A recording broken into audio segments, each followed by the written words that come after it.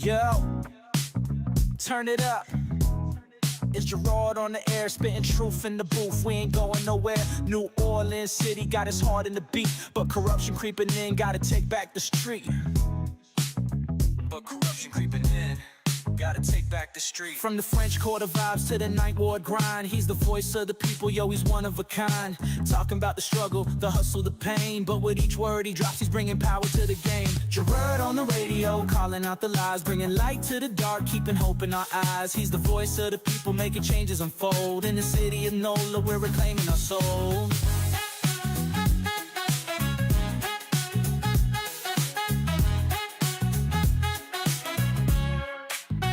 They try to silence the truth, but he's loud and clear. From the bayou to the block, everyone can hear. Got the people united, it's a movement, no doubt. With his mic in hand, he's breaking all the clout. City eat the official scheming, yeah, they playing it slick. But Gerod's on the line and he's ready to kick. For the schools and the streets, he's fighting the fight. With a heart full of passion, he's igniting the night.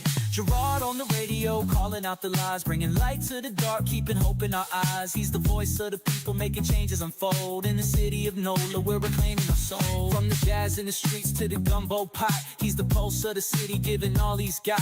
Together we rise, united we stand. With Gerod on the radio, we're taking back our land. So tune in, y'all, let the truth resonate. With Gerod on the mic, we're rewriting our fate. In New Orleans, the power is ours to embrace. Keep it real, keep it loud, let's uplift this place.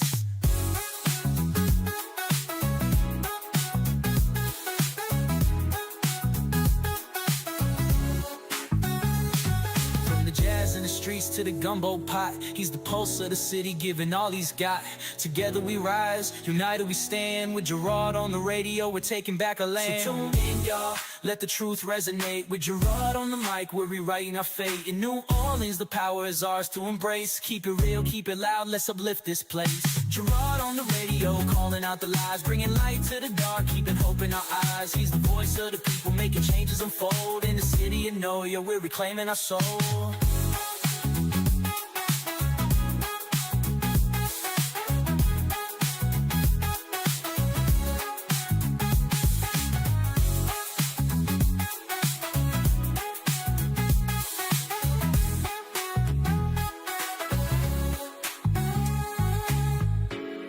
Yeah, tuning out, let the truth resonate. With Gerod on the mic, we're rewriting our fate. In New Orleans, the power is ours to embrace. Keep it real, keep it loud, let's uplift this place.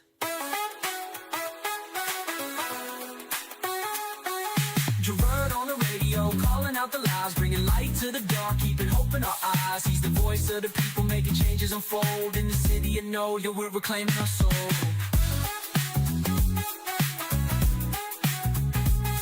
Yeah, let the truth resonate. With Gerod on the mic, we're rewriting our fate. In New Orleans, the power is ours to embrace. Keep it loud, let's uplift this place. Yeah, that's the hater. That's the hater. Background. Singing the room. Yeah. Lift them up. Oh, I didn't know you had my mic on. It was so peaceful with Jasmine here. Jasmine, where you at, girl? Uh-huh. She was singing and bopping her head with the song and stuff. Uh-huh. She was so nice. Where you get her from? Uh-huh. Where you get her from? She was an intern. Huh? She was an intern, he said. Really? She's very nice and very knowledgeable of what she's doing. I wanted to get her on. I can barely hear you. I would like to get her on regularly. Really? Yes. She did her thing, didn't she? She did. She did an excellent job. That's why I put it in there. I knew she would Applause handle for it. Jasmine. Yep. There you go. That's why I put it in there. I knew she would handle it. What's going on, good people? Welcome to Monday. Monday. It is the reality check for your Monday. And, of course, in the building, the one, the only, the attorney extraordinaire is in the building, y'all. And Some people are saying they're so happy there's only one. One what? Of me. I'm not going to say anything. But Emil, Welcome back. Welcome Emil, back. Welcome back. Emil, I understand, brother. I understand. What's going on? How was your weekend? My weekend was great. It was busy. It was too short, Yeah. to get back on the grind. But I'm back. I'm Well, you back got on the long grind. this weekend coming up Yes. because it's Memorial Day. It's Memorial Day. It's also Zulu Election Sunday, which is Oh, you always know. Wait a minute. interesting. Hold on. You know. You going out there? Oh, I'm always out there. Felix. Didn't know. You're not taking no time off. You gonna be working. Oh yeah, always out there. So it's a lot of fun to be on the neutral ground. Then I it went gets out to be there very 1 nerve-wracking. year and 1 year only, and that was with y'all. Yeah. That was with so that Emil Bagnaris was Mr. Big Shot, and it was fun. It was fun, but that'd be like the hottest weekend. It is a lot of energy out there too, y'all. A lot of energy, but so People be in the middle of the street. We keep going. Oh yeah, people block the traffic. Yeah. There was nobody able to drive down that street that day. So that's happening this weekend. That's Memorial Day weekend always. Okay. Mhm. Yep. So what else happened in the weekend? That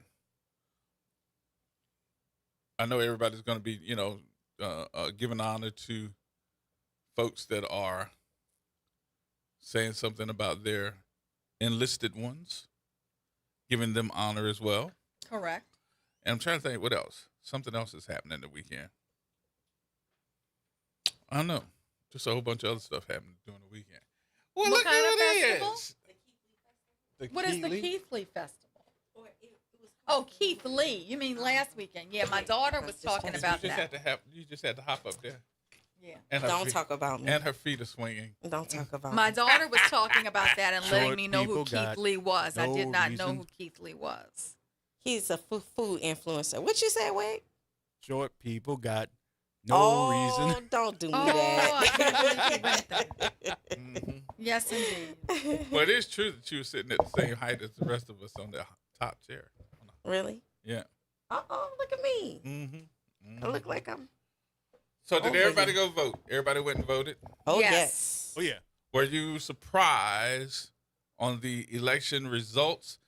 And I guess we need to start at a couple of different things because we can probably go through all of them all at once and have everybody confused. Mm-hmm. But what did you think about the results for? Well, let's talk about this first. As far as the election is concerned, were you confused Mm-hmm. about what the Democrats were supposed to vote for and what the Republicans were going to support? Because when I went there, I was like, wait a minute, do I vote for this or no? It was pretty clear on my ballot because it, would Did they give say you a number? Democrat or Republican. What you mean a number? Did they give you like a number when you walked in to find out who you were voting? Did they hand you a number? Yes, they did. It was like a 301 or something? Or Yeah. I don't know if I got a number. I got one of those little plastic cards to put inside the machine. I did Jefferson Parish. Okay. Mm-hmm. We got numbers. I did get a number, and but my ballot was very clear. It would say Democrat or it would say Republican for what I could or could not vote for. A lot Yeah. of folks just said that it was just When I early confusing. I only had Democrat on mine, Yeah. and then those were my only options. And then the constitutional amendments. Yeah, when I early voted, it was only Democratic stuff and amendments, and they gave us a card to slide into the machine. We can't hear you. Hello. Yes. Man, I hate this microphone. Turn the mic up. I was saying that when I early voted, we only had the Democratic stuff on there, the amendments, and they gave us a card to slide in. No numbers, nothing like that. That's interesting. Well, I do want to say this about the election because I am energized about this.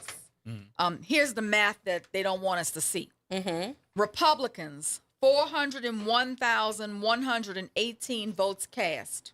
Democrats, 344,751 votes cast. Democrats did come out. Now we need to continue to come out and continue to come out stronger in stronger numbers because we can turn this state around. Yeah, we can. Okay, and I think this is something that is scaring them because it's only a 56,000 vote gap. Yeah. Okay. It's interesting that you said what they won't let you see, because my dad was like, some kind of way they're not really reporting all the numbers, and like, why are they not reporting them? in such a way that you can see, okay, Democrat, Republican, especially inside of key parishes like Orleans They Parish. don't want to publicize this. We were very close to turning this red state blue. Come on. This weekend. Okay. And if we can continue with the momentum we have, and get some more people to come out and vote in the upcoming elections and sign that recall petition, we can turn this state blue. Okay, we came very close this weekend, so I'm very encouraged by that. And 813,000 Louisiana voters are registered no party.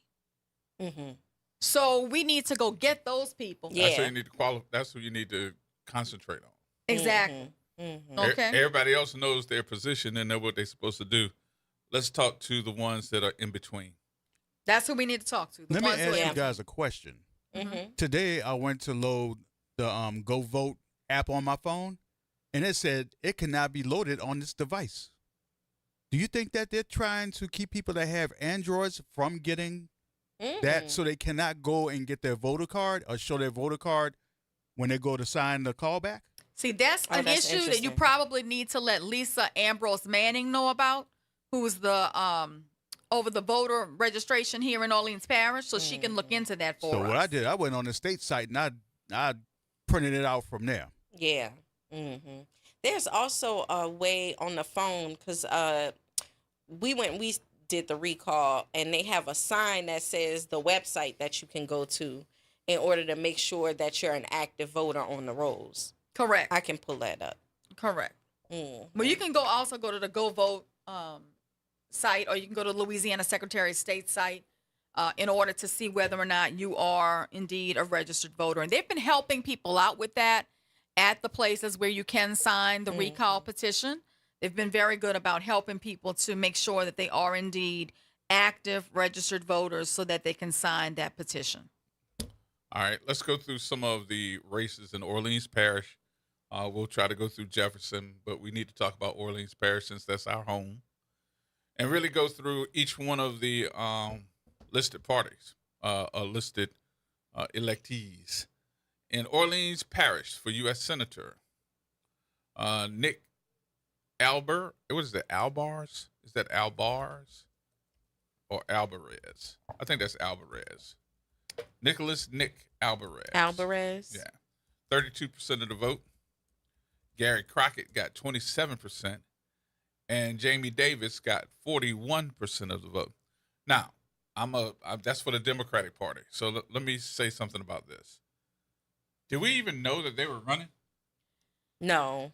I heard about Nick Alvarez because there was a black politician who had done an advertisement for that candidate. Now that I know that Jamie Davis is a black man, I want to know what you were thinking, girl. Why did you do that spot for Nick Alvarez when we had Jamie Davis in the race?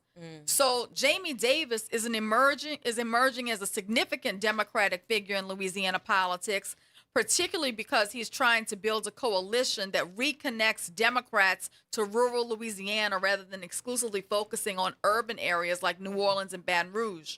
He's a fourth-generation farmer from Tensas Parish, a former police juror and a member of the Louisiana Democrat State Central Committee. His campaign emphasized affordability, health care, voting rights, labor issues, and rural economic concerns.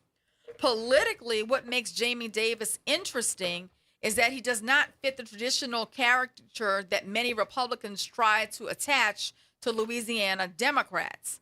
He's presenting himself as a working-class rural candidate rooted in farming communities rather than elite political circles. And this matters in Louisiana. That's why he's able to get such broad appeal even among white voters, because they're connecting with him as a farmer. Oh. Okay. He received the endorsement of the Louisiana Democratic Party in the Senate primary and advanced in the Democratic field, while national attention focused heavily on the Republican fight between Julia Lecko, John Fleming, and Bill Cassidy. So the largest challenger for Jamie Davis is the fact that, he's just got to keep the numbers he has, but he's got to grow by pulling some numbers off those two other folks that were in that race. We need to get fully behind Jamie Davis. He needs to become a household name in the Black community really quick. Oh, wow. Mm-hmm. Okay, and we need to try to get other people to understand who he is and why he's running and what he stands for. Somebody says in the chat, Gary Chambers supports Davis. So that's a good endorsement for me. Oh, absolutely. Mm-hmm. Absolutely. So we all need to get behind that brother and help him to win. All right. So that is the United States Senator Democratic Party. Mm-hmm. United Senator Republican Party, Bill Cassidy in New Orleans actually won more than any of the others. That's wild. But statewide, Julia Letlow won. But I was surprised that Bill Cassidy pulled in as many as he did. Yeah. In Orleans Parish. Now, Julia's in a runoff, is she not? She's in a runoff with John Fleming. Mm-hmm. Okay, so Cassidy didn't make it. I want everybody to know that AG Liz Murrell did spots this weekend for her bestie, Julia Letlow. Man, that tells me all I need to know. We for the other candidate, just because choose your friends more wisely. And also, I mean, all of her commercials were like, Trump supports Julia Letlow, right? It was like everything was about how MAGA she was, how much she's okay with doing what Trump tells her to do. That was the whole commercial. I was so shocked that somebody would try to appeal to people that way. But obviously, people are choosing. Also, I mean, Bill Cassidy. Bill Cassidy has I'm ready some for him people, to go. has made people say, in the past. But when the rubber met the road, he voted to get Trump out of office. He voted for the recall, not the recall, but the petition to say, okay, he needs to be investigated because of the files. I think that hurt him here. Why? Is it that people are for pedophiles? Trump made statements for Bill Cassidy not to win. Well, did you hear Bill Cassidy's statement Yes. after he lost? Yes. He was saying that don't be crying and whining. He said, I'm not gonna, take it personal. Democracy has happened, right? I'm not gonna cry and whine. I won't make it seem as though I lost a rigged election, even though it wasn't. He went in on throwing daggers over there at Trump. So I thought it was interesting. And he did it at the podium. So he did not mix words with him. He did it at the podium on this concession speech. And I was like, okay, cool. Go for it. Now, the question is, will Cassidy go back and run as an independent? Because if he does, there's a possibility that he could get back in that race.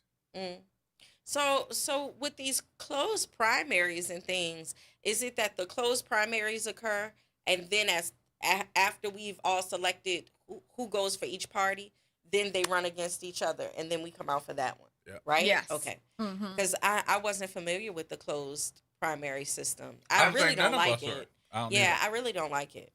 I don't like it because it looks like the time frame before the primary really runs, it looks like it's just all Republican with all the advertising. You didn't see too many, or if any, Democrats run any television commercials. Yeah, what's going on there? Like, why is it like that? Don't know. Is it the money? Is it the... More than likely, it's the money. They said that the Republicans were taking up all the airtime.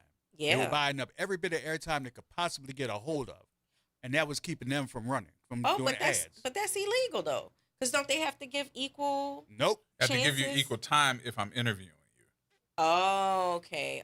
Not when it comes to advertisement. Oh, okay. Let's take T-Bone. Is it there? Oh, we got to take a break. Which one we got to do? Go ahead. Okay. T-Bone. T-Bone? Hey, Wick, thanks for letting me through. Can you hear me? Yep. Thanks for letting me through. Now, it's ironic that y'all taking me first because guess what? I am an independent voter. Go ahead. And let me give you my spin on this. See how they were asking which party you go for? I proudly stood up there and I told them I am an independent voter. I'm not a registered Democrat or Republican. That's right, Republicans. I'm your worst nightmare. I don't show up on your numbers. I vote issues. I say that over and over again. Okay? My issue was always with Cassidy because he always acted like he had no spine. But he finally gets a spine when he's getting fired. Mm-hmm. And that's what's going to happen with a lot of these Republicans. They're going to come out and they're going to finally say, we really didn't like Trump. Well, why the hell did you vote with him? Because you wanted to vote with the family? The mob? And that's the problem with this. More of them are going to come out and say this. If you've got a logical cell in your brain, you should know that this stuff is not helping people. You're supposed to be serving as a public servant when you become a politician and you win office. Public servant. That's from the clerk of court all the way up to the U.S. President of the United States. And that's what people forget. That's why I made it my business. And I'm going to say it on this broadcast. I voted for the brother Jamie because he's a grassroots type of candidate. I voted no for every last one of those amendments. Why? Because if you paid attention, it's the same mess, like I said earlier on the morning on the front porch. It's the same mess that he pulled the last time. You better vote for it or else. Really. I'm supposed to only vote for what you want, sir? Last time I checked, I got an independent mind. Y'all want this to be the Matrix, but guess what? I'm Neo, and I'm flying in the long damn jacket, and I'm going to take you out if I can, and I'm going to sign up for the recall. So if you want to, go drag your ass back to Greenland and go see if you can get that cabinet post with Trump. Trust me, you're going to need it. If I got something to say about it. That's right. Your worst nightmare. All right, worst that nightmare. Independent voter that you don't appeal to, you look at all those numbers for Republican and for Democrat. No, I'm not them. Trust me. All right. Trust me. All right, All right, T-Bone. y'all. Thank you, Brent. All right. Mm-hmm. All Thank you. All right, we got to take a break. We'll take a break. We'll come back. More of this conversation in just a minute, y'all. Get in. 504-582-9422. More next, right here.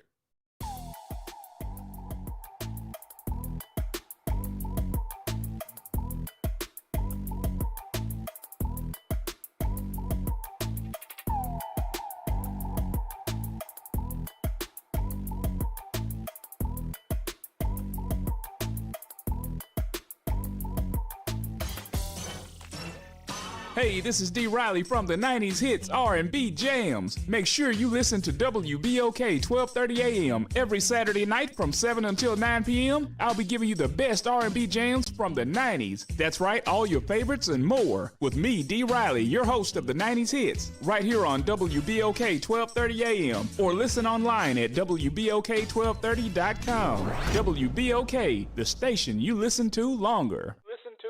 City Park is where to go when you don't know where to go. Turn towards the city center and start walking. Before long, you'll end up where you belong, at the heart of the city, New Orleans City Park. Stroll along the reeded marsh, wander through the sculpture garden, rest and recharge beneath ancient oak trees. This is where your spirit goes to grow. It's in our nature to yearn for nature.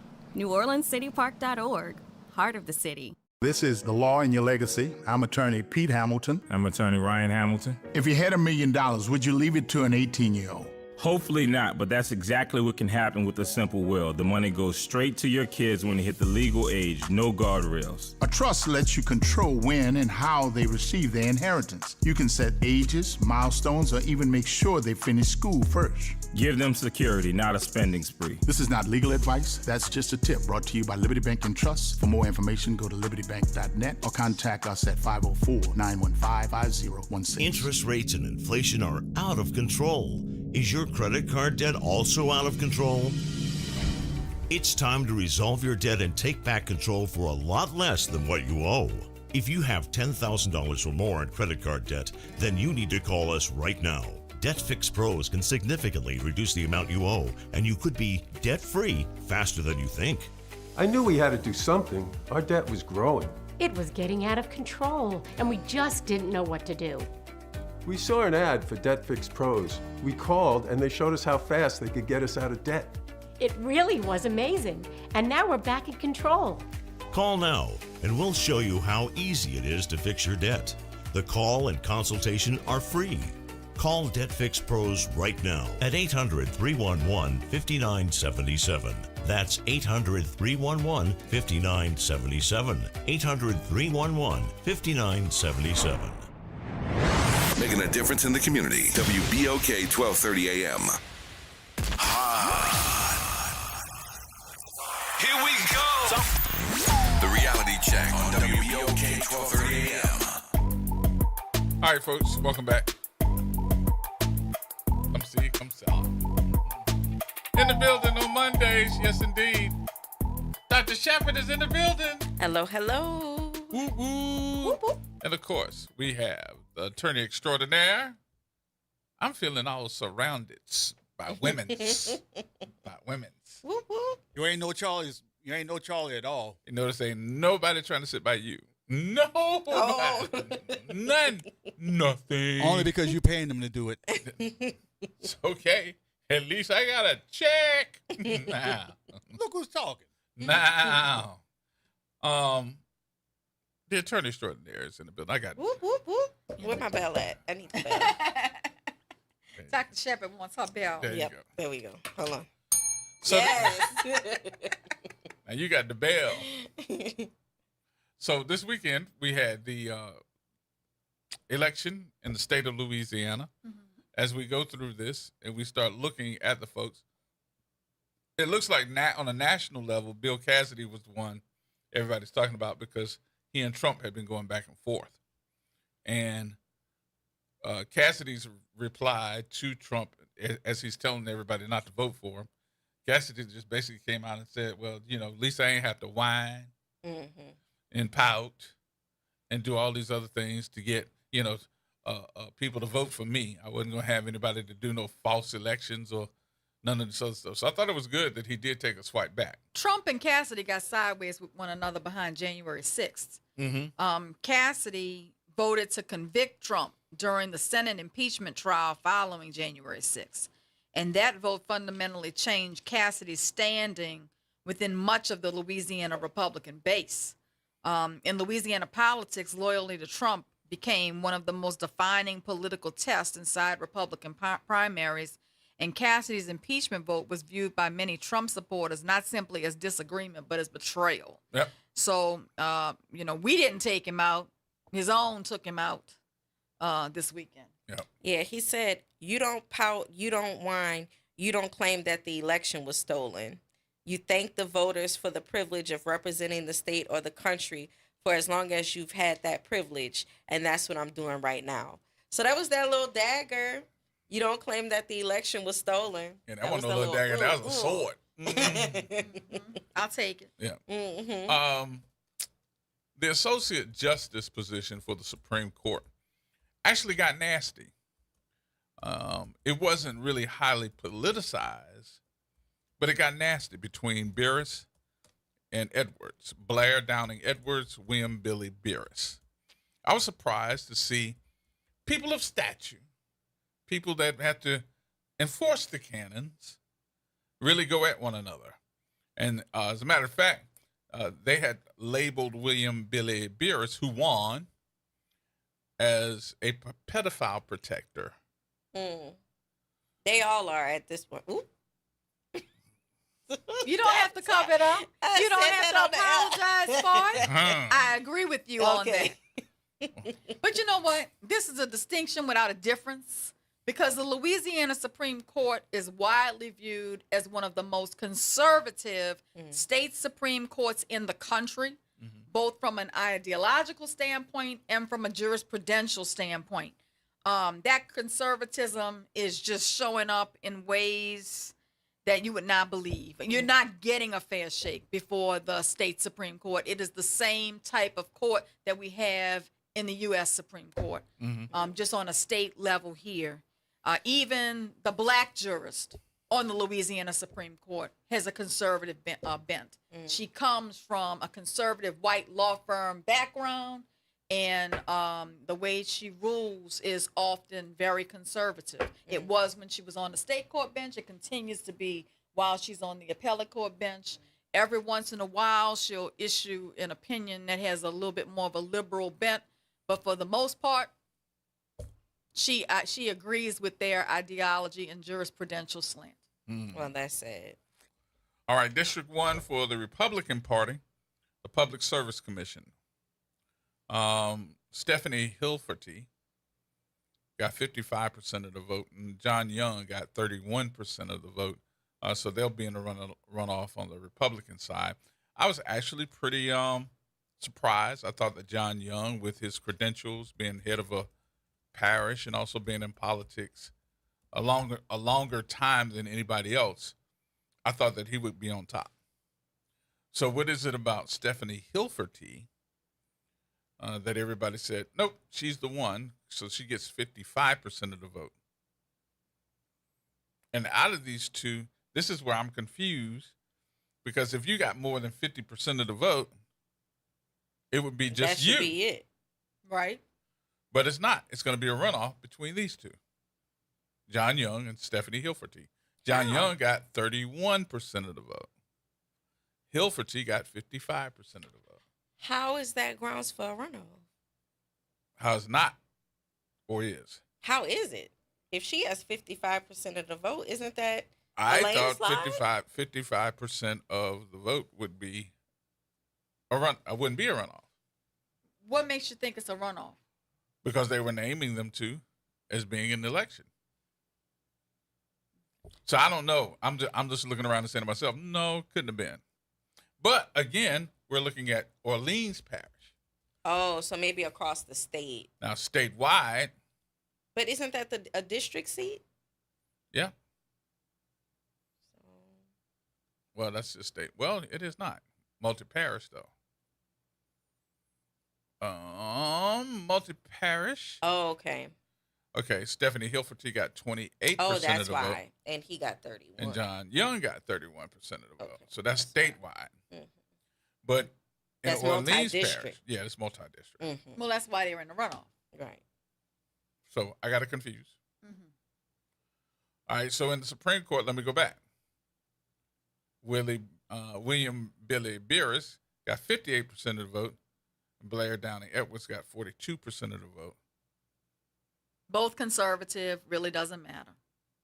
All Not going to change the court at all. Let's move on then. District 5, the Republican Party for PSC, Public Service Commissioner.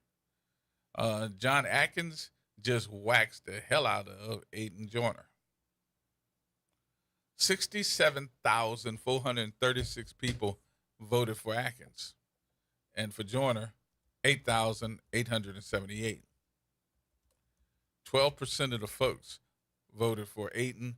88% of the folks voted for Atkins. And District 1 in Bessie, the Republican Party. Joseph Gow, 47% of the vote. Michael Hollis got 22% of the vote. And Ellie Schroeder got 31% of the vote. So it looks like, in this case, Joseph Gow is the guy. Joseph Gow has considered himself a Landry-aligned incumbent. Ooh. Focused heavily on school choice and Louisiana Gator expansion. It's disappointing that he is the front runner in that race. Mm-hmm. But again, you still looking at the state, what level? The state level? That's district. Okay. District 1. Yep. Oh, multi-parish. Okay. So we all know Joseph Gow. And Joseph Gow also ran for Congress 1 year and snuck up on some folks and ended up winning. He has repeatedly highlighted his relationship with Trump, Governor Landry, and Speaker Mike Johnson during his campaign. So is he won or he in a runoff? He won. Mm-hmm. In the civil district court. Oh, for the best. Oh. Yeah. Okay. I'm sorry. I'm sorry. You all right? You need some water? Yeah, that's just really sad. Because, like, It why is do sad. we need someone who's going to push more chartering, privatization, less investments in the public school system, while we've seen what 20 years of that means, particularly for our parish? And for our kids. And for our kids. It hasn't really invested in inside of our kids more. We need somebody who's going to bring it back. Give more local control, more investments in public schools, allow things to be able to function versus giving people more, ability to go toward private schools or create more barriers for all children receiving equal and adequate education, especially because we're one of the states with the worst education. Exactly. Well, look what they were doing with what is that, St. George? Oh my God. With that amendment. Or what they not about to do with St. George, Right. okay? I They're think trying everybody to create got a it. sundown town is what they're trying to Right. do. Mhm. Utilizing public funds from East Baton Rouge Parish. Yep. Right. All right. Let's go to this real quick. Let's go to Alicia. Alicia. Well, we lost her. Alicia, call back. Let's go to Civil District Court, Division M. That was an upset race, and I was very happy to see it, to be quite honest. I think I was the only person who did not endorse Richard Perk for that seat. The only person who did not endorse Richard Perk for that seat. Stephanie Bridges has edged out Richard Perk by only 634 votes. Ooh. It was 50.40% to 49.60%. That is a razor thin margin. I have consistently reminded you all that at the very beginning of my legal career 35 years ago, almost the entire bench at Civil District Court was white males. And it was not easy. At times, it was deeply unpleasant practicing before that bench. I sat in courtrooms where the blackness of litigants was discussed among my opposing counsel and even judges who apparently didn't even realize that I was black. But over the last 35 years, I've witnessed something powerful. I've witnessed change. The Orleans Parish bench has transformed dramatically. Today, it is predominantly female and represented by people of color. And that did not happen by accident. It came through decades of sacrifice, organizing, voting, advocacy, and courage by community leaders, lawyers, and judges, and ordinary citizens who believe that our courts should reflect the people that they serve. That progress was hard-earned. So yes, I'm happy that New Orleans held the line last night or night before last. I am glad that voters understood what was truly at stake. In a predominantly minority city, we cannot casually open doors for generations that generations fought to pry open in the first place. And representation does matter. Perspective does matter. I'm telling you from someone who works in the court system. And I was so dismayed by former black judges, black lawyers, and black politicians who were endorsing a white male candidate over a black female candidate to replace a former black female judge who retired.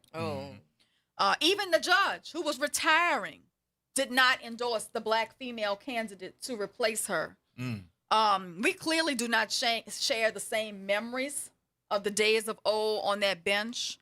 And let me make it clear, this is not about exclusion.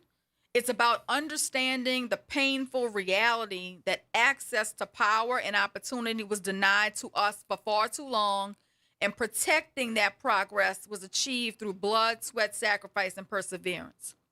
So I'm very happy to see Stephanie Bridges hold that seat.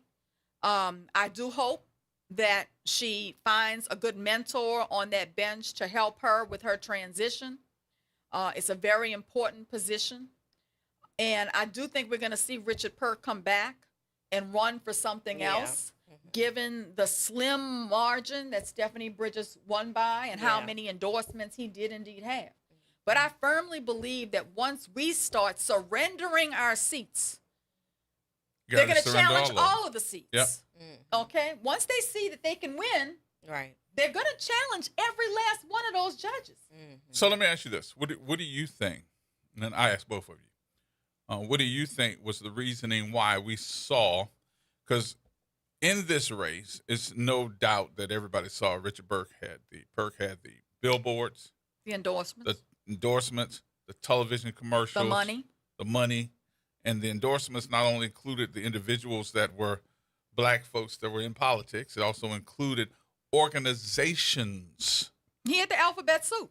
Right. And Stephanie Bridges, let's be real, she was not a strong candidate. She was not out there running hard like you would expect. She was out I don't know there, if it was by virtue of not having enough money to compete. I would say yes. I would say that's what it was. But Yes. why do I think she won? I think she benefited from Landry backlash. I really do think she did. And the fact that we were consistently on this radio show talking about the importance of preserving that seat, okay, for a black candidate. I think it did make a difference. Only 634 votes.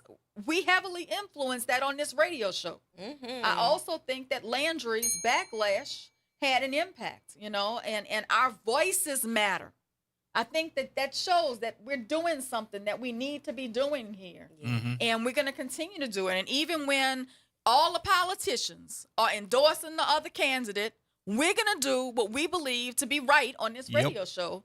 And, you know, people be even asking me, why are you doing that? You're going to have to practice in front of that man. I'm doing it because it's the right thing to do. And maybe other people haven't been practicing as long as I've practiced to understand the importance of having a safe haven to practice. Every other jurisdiction in this state I go to, I walk down halls with portraits of the former judges. They're all white men. I look at the bench, mostly all white men. Yep. It's nice to have a place where I feel like I can get a fair shake no matter what. Okay? Where my opponent's not going to be talking about the golf they played over the weekend or having dinner at Metairie Country Club where I can't even go. You said it right, Metairie. Right, where I can't even go. Okay? So, you know, you can argue with your mom now. I got to say something. But I'm going to hold the line. This has to do with the topic, and it doesn't have to do with the topic at the same time. When you said about Gao assimilating himself, aligning himself with Landry, what kills me is that you have people of different nationalities that will come to this country and will quickly assimilate themselves with the white racists so they can feel like they are accepted, when they don't realize that in the end, they're going to kick you to the curb just like Trump did with the Cubans and the Latinos. Oh, Latinos for Trump. But he's sending your ass right back to where you came from. What is the deal with that? They got to learn a Bobby Jindal size lesson. That's what it is. It's very interesting. I have watched some Asian Americans navigate themselves into the white world, and they are Landry supporters. They are Trump supporters, and they are trying to be other and not minority. And they are succeeding. And they hate us. They will quickly put a wig shop or a hair shop or a nail shop in the East, but still call you N-word right to your face in their own language. Well, it just depends on who it is that we're talking about. But I think that they've done a lot to try to pit Asian Americans against black people. And they also have the model minority myth. So it's like a lot of them that want to be in and white adjacent. Same thing when it comes to Latinos. There are some white Latinos who take that as an advantage to try to align themselves with whiteness.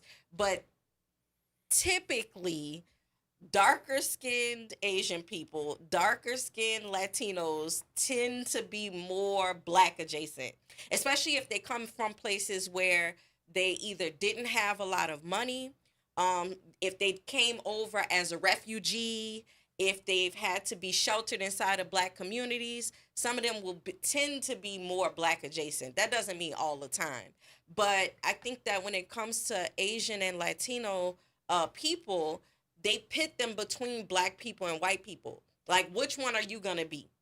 Are you going to be white or are you going to be black? And then it's up to them and the situations and the circumstances that they've come from to then determine that. You got some waves of Chinese people who came in with money already. They already came in with clout. Well, they're able to then take some of those advantages and benefits and ascend into whiteness. But I will give you my answer when you come back. Okay. Ready? Take a break, y'all. More next. Donald, hold on.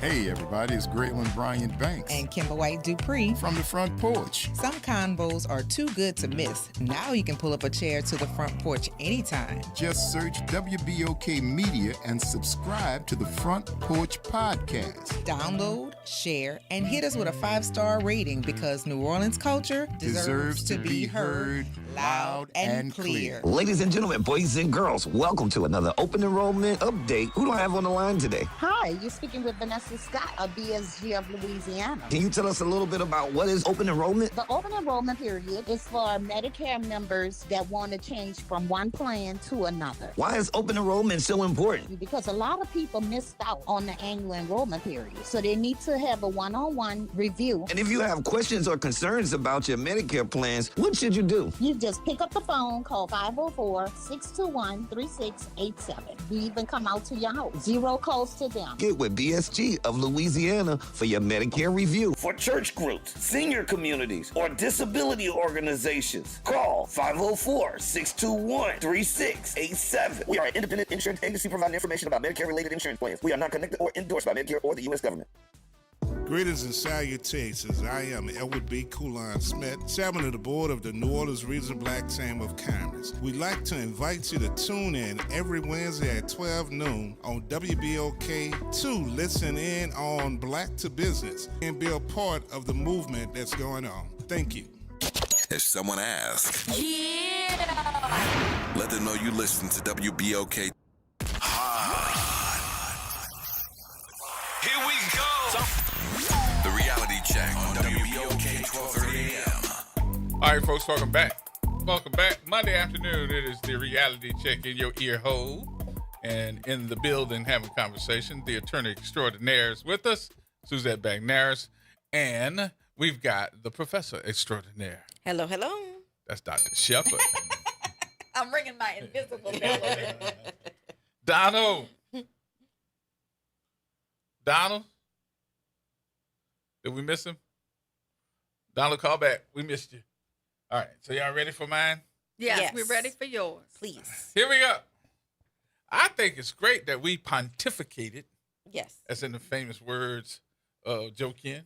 Because I had my hand up. He told me to put my hand down because she was pontificating.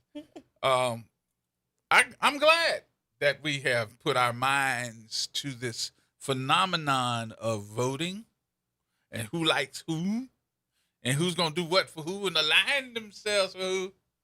I think that's great for the educated ones. Are you about to give us the uneducated perspective? It's for the educated ones.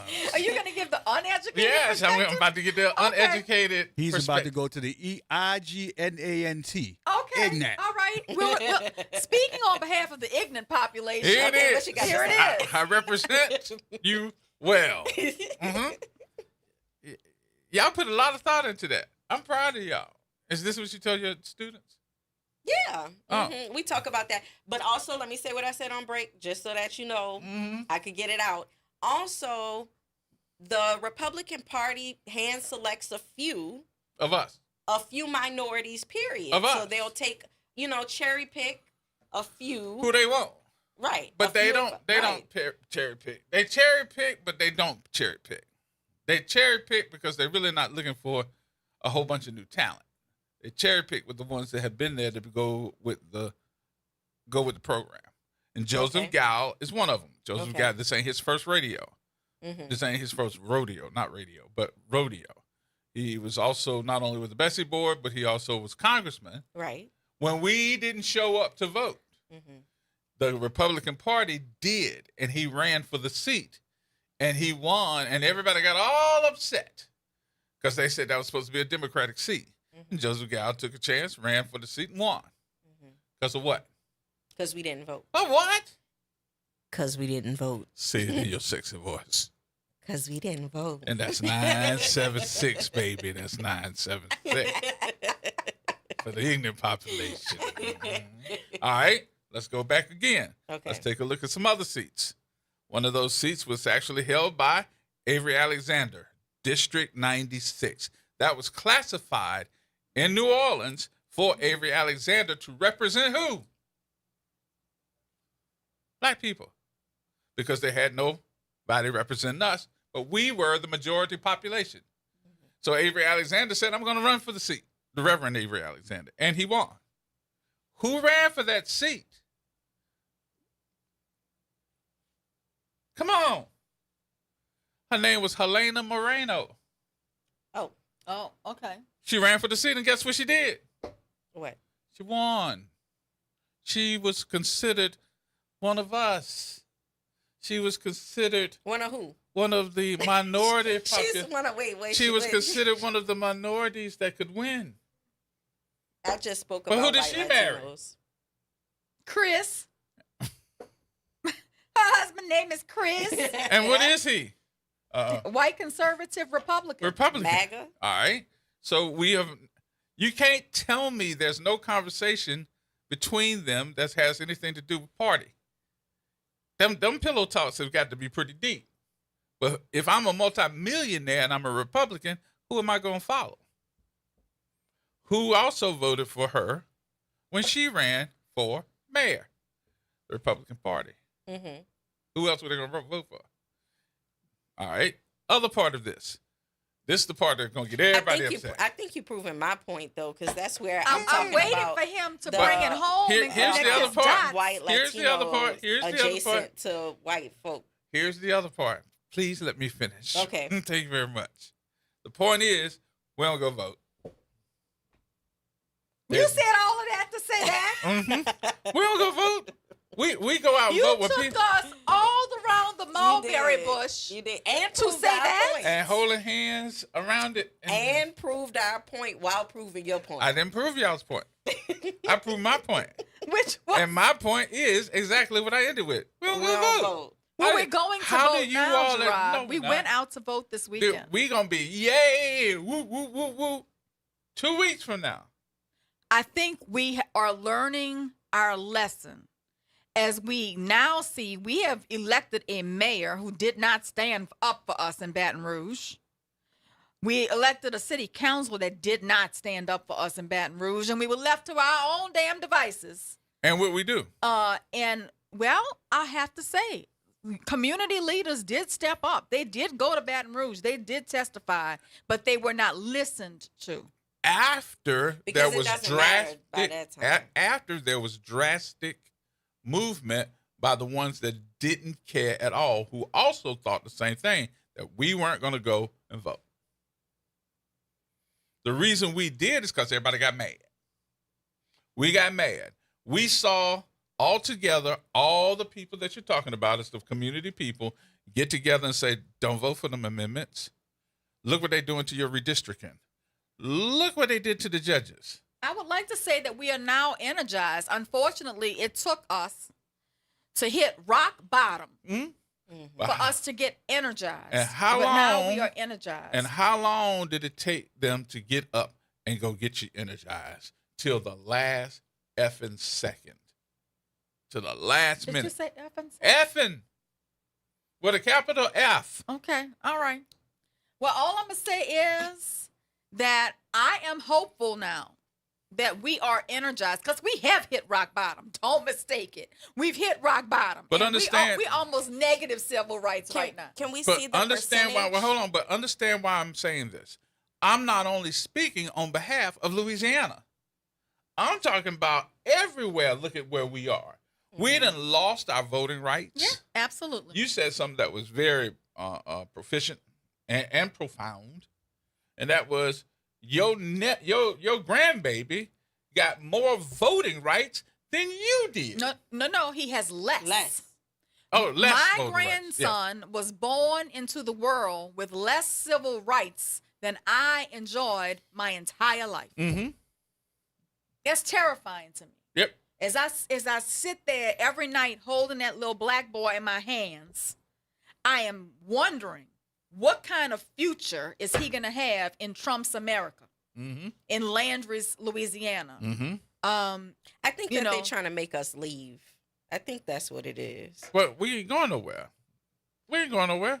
Look, half of us don't even know what's going on. Those of us who read Project 2025 are not surprised by any of this. No, I do believe you, because I watched some of those YouTube videos where they ask people basic questions and they can't answer basic things. Black or white. I saw a video, they walked up to a young black boy. He was like maybe about 24, I'm going to just say. And they asked him who were his 3 favorite white people.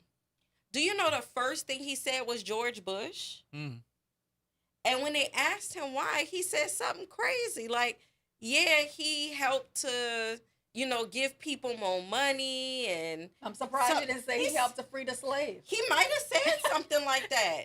He may have. You laughing, I'm not. I think he might have said something like that. He said Bush, Trump, and he said somebody else that was really weird. And he didn't have a real reason. And so I think that most people don't know what's going on still, and they still need to be woke up. But I think we are reaching out to people. I think people are starting to get more energized. I'm energized looking at the lines for the recall petition, because I'm seeing a cross-section of the population in those lines. I'm hoping that's a forecasting for the midterms, and I'm hoping that this recall effort is successful, because it could backlash on us if it's not successful, because then they're going to say, I went out, I tried to help, and it didn't work. All right. Well, that's what Kamala Harris is saying right now. I tried to tell y'all. She did try to tell y'all. So did Hillary. Y'all didn't want to listen. Y'all couldn't elect a black woman. All right, we got more coming up, y'all. Let's take a break here. We'll come back after news. From the campus of Xavier University, WBOK Go and Equity Media Station. I'm Misty Jordan with BIN News Now. Over the weekend, Americans protested for voting rights in Selma, Alabama. Crowds gathered Saturday at the Edmund Pettus Bridge. Congresswoman Alexandria Ocasio-Cortez was among the thousands on hand. There was no democracy in America until every human being born here was guaranteed and protected the right to vote. This time, protesters were marching in opposition to Republican efforts to eliminate Democratic majority black districts across the South. The Washington State Department of Health is monitoring 2 separate hantavirus cases. 3 King County residents were potentially exposed to the same strain linked to the MV Hondias cruise ship. The second case involves a person that's not connected to the cruise ship.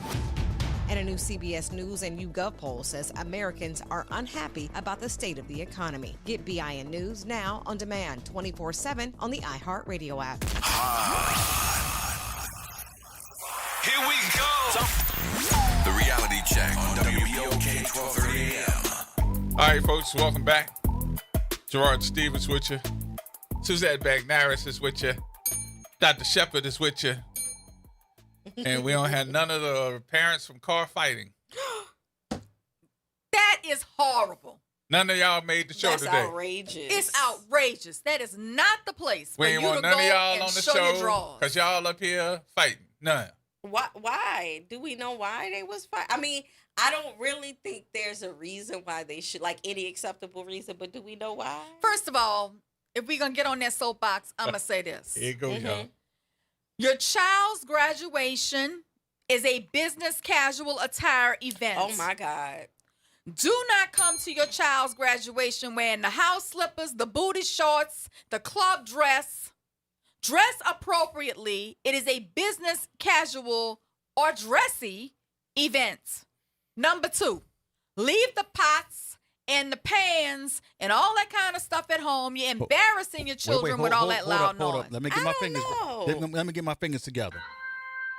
There you go. But there ain't nothing wrong with the booty shorts. Ain't nothing wrong with the booty There's shorts. something wrong with it. It is not appropriate at a graduation. Okay? Hallelujah. Holler for your child. Do all of that. But please, maintain some decorum. Oh, here she comes. I'm also going to say, With the booty if you're shorts. going to a child's graduation to fight with other parents, Stay yourself at home. But wear your you booty do shorts. not need to come. Wear them shorts. Do not wear the shorts.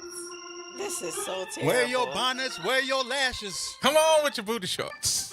And your booty shorts shall be accepted. Well, Shake it up tonight. Lashes is going to be worn. But the booty shorts is off the chain. Oh, it's off the chain. Oh, I'm sorry. I can't wait now. You got your designer bonnets. Do not wear the bonnets. You got your get it girl. What's your mama choice? Not acceptable. You got your get it girl sandals With some your, heels with your on. beads on it. Yes, I said get a girl sandals with the beads on it. Just follow me and Wick. We throwing dollar bills on the ground, y'all. Pick them up. Make it rain, make it rain. How do we turn them off? We can't turn them off. We don't have any I'm kind gonna of have my power. shirt on that says Uncle Luke. Stop. Come on, get him, Stop. get him. Okay. No, Wear your Not booty shorts appropriate. with licious across the back of it. If you wouldn't wear it to church, Oh, Bubba. don't wear it to the graduation. Some of them would wear it to church, though. I think that's also the problem. Oh, that is the problem, Dr. Shepard. Why are you two turning red? That is the problem, Dr. Well, redder. Shepard. I'm just saying. If you can read that bubble and you ain't got to do this,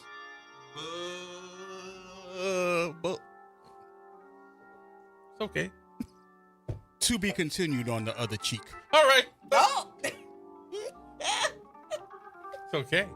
Y'all on a roll today, but I'm just going to say, there's a time and a place for everything. Now is the The time. focus should be on the child The place is your graduating. graduation, baby. The focus should be on the child graduating and not on the focus parent on it. in the Focus stands. on it.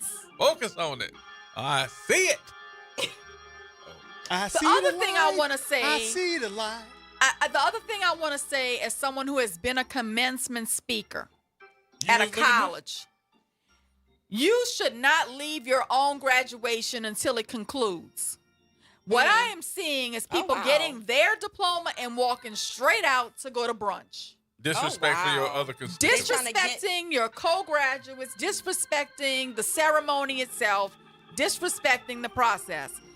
I think these colleges should require them to sit in their seat and not leave until after the graduation is over. It is shameful. Sit down for a moment. That's all.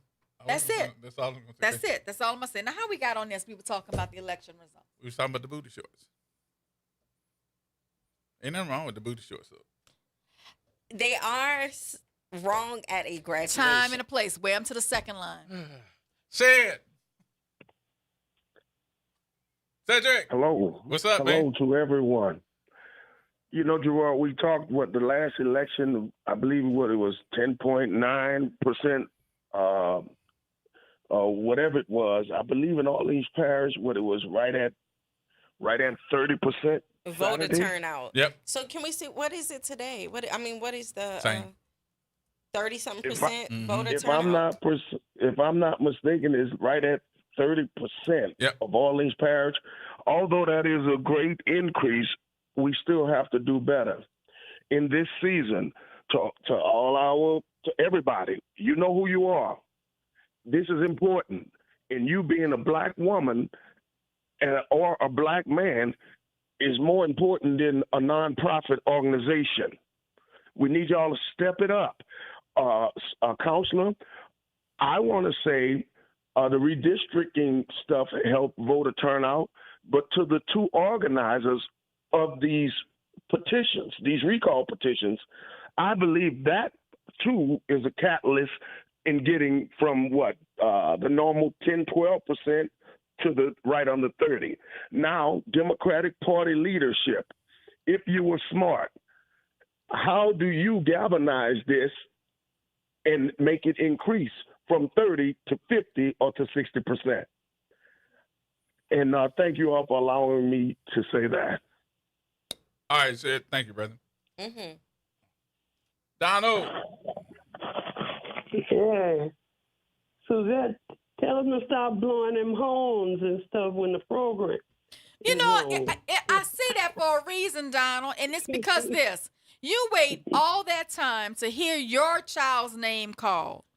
and you don't get to hear your kid's name called because the child in front of you's family is acting a complete donkey with horns and pots and all kind of stuff. Everybody deserves, everybody deserves cowbells. Everybody deserves to have their own child's name heard and to be able to celebrate in that moment. And I agree. Yeah. I still think, though, that they should give people a few seconds to act a donkey. I personally, I'm a fan of the students coming up on stage and them stepping and hooping. Did you see the girl who stepped and fell? And they had to walk around her at the graduation? I didn't see that, but I could understand. That girl went to step and kicked her leg up in the air, went flat on her back, was knocked out. They had to drag her behind on the side to continue with the graduation. Graduation failed. That's crazy. That's crazy. That's funny. And I still support her right to do that.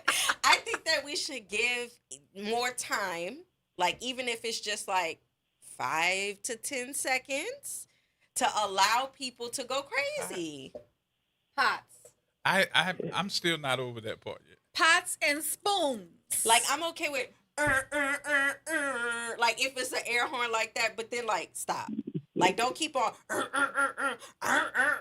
meanwhile, while they going, I have not heard the next child's name. But that's what I'm saying. They should wait to call the next person's name. They should give people that time, because I feel like there's how tension. much is enough time, Dr. Shepard? That's what I'm saying, about 5-10 seconds, something like that. Like, let people when you give them 5 to 10, they're gonna want 15 to 20. No. You just ask them. You tell them.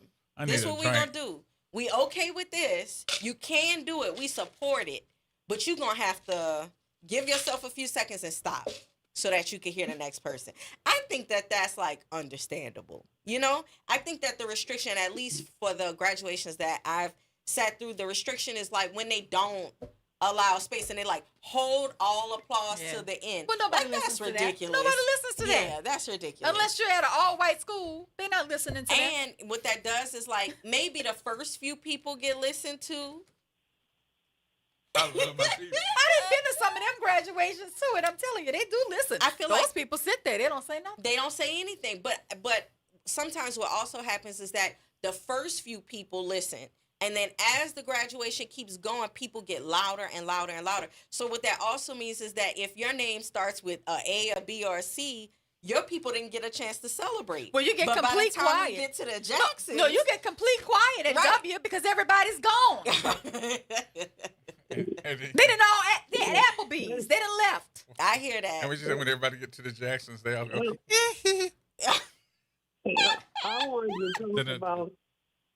I wanted to talk about this Democratic Party. Mm-hmm. You know, they don't support the people that are running.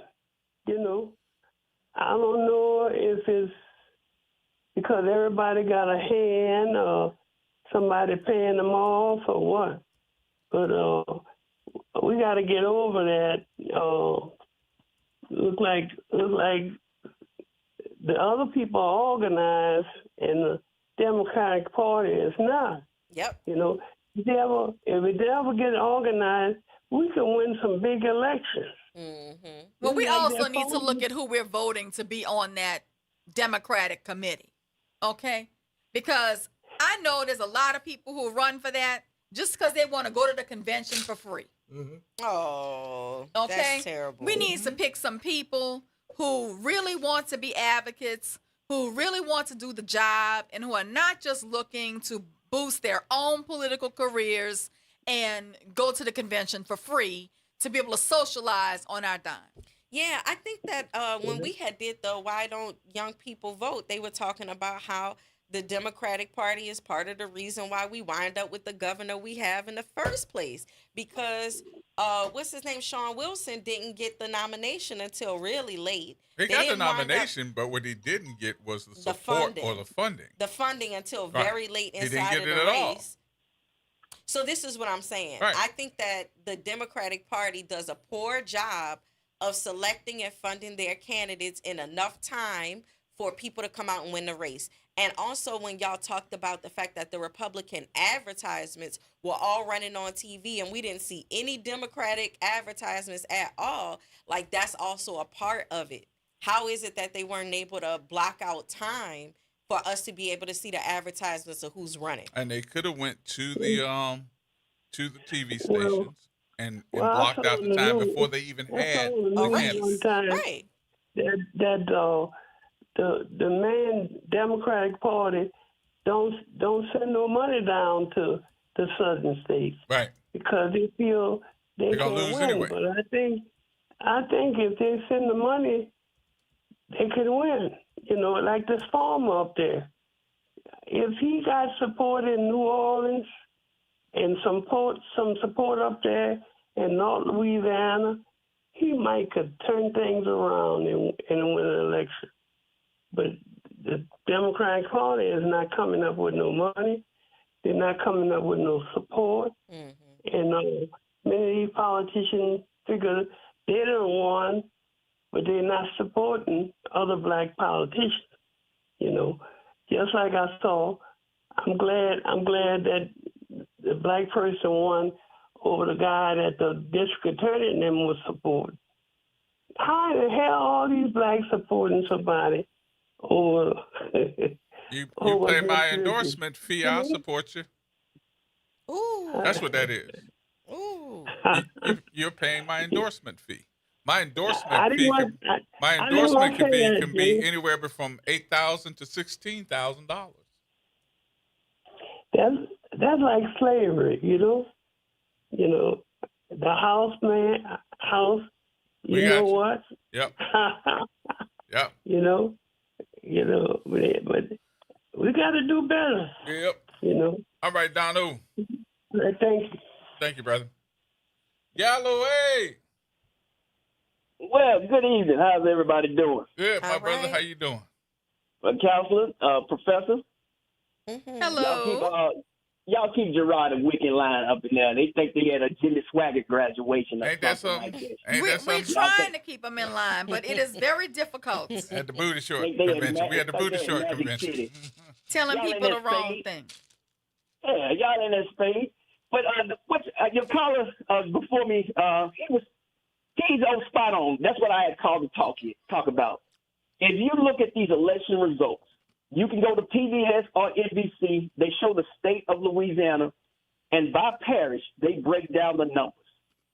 If Orleans Parish doubles the amount of people that votes, they win this election in a landslide. I'm talking about for the Democrat side. Mm-hmm. We had 63,949 people vote on the Democratic primary.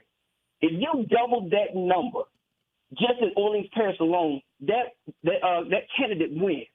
The DNC, for year after year, have just forgot about. It's not just Louisiana; it's the entire Deep South. They will not spend any money until the last month or two until the election comes, and then it's too late. Right. You need to have a grassroots organization in Orleans Parish from the DNC. Y'all can raise $1 billion in less than a month, the DNC, and you mean to tell me you cannot put that money down into these southern states where this opportunity that you have right now for Senate is probably the only opportunity you're gonna have in a long time. I don't know that country farmer boy from upstate Louisiana, but that dude has some numbers, and the folks in Orleans Parish showed out and voted for him. Same thing in Baton Rouge Parish. And also, even in Jefferson Parish, that man was able to get 12,000 votes, which I thought was kind of unheard of. 12,000 out of JP? You know, them folks don't like nobody over that way. So if the DNC does not heavily invest into this U.S. Senate race, that shows you that the DNC does not care about Louisiana. So the minute this election was over with, this man should have been in New Orleans at churches on Sunday morning. Yes. So he could have been introduced himself to what's happening and what's going on. And on Sunday morning, New Orleans East got more black folks, educated families, willing that are voters that had go to mega churches. We got more mega churches in New Orleans East than any other part of the city. He should have been there on Sunday morning after the election. I agree, and I'm going to reach out to Gary Crockett again. Gary from Baton Rouge, and Gary Chambers. My bad, I called the man Gary Crockett. But Gary Chambers, and tell him to bring him down here. You got to bring this man, because I'm telling you, this is the race. And tell him to stay away from City Hall and all of them clowns down there. Get him down in the neighborhoods, and like you said, those black churches. I'm going to say it again, double our turnout if this race is over. I'm serious, if you go up into some of them parishes up north, which I thought was crazy, that they wouldn't even vote for Republicans. What is it, Bossier Parish? Mm-hmm. They did not vote. It's only 5,000 people that voted for John Flynn. Letlow only got 4,768 votes. See, parishes like that, you can go up there and you can get you 1,000 or 2 votes, man. Isn't Bossier near Shreveport in that area? Yes. Now, so you got to cover Bossier. Yeah, and now Bossier, Jamie Davis got 1,984 votes. See, those areas like that, it's easy to win, but you gotta dump it. It's a lot of people that did not vote. I know folks got mad at me Saturday, but I don't care. If you were standing in that line for Family Day, all 15,000 of y'all, and y'all didn't vote, you'd have done it.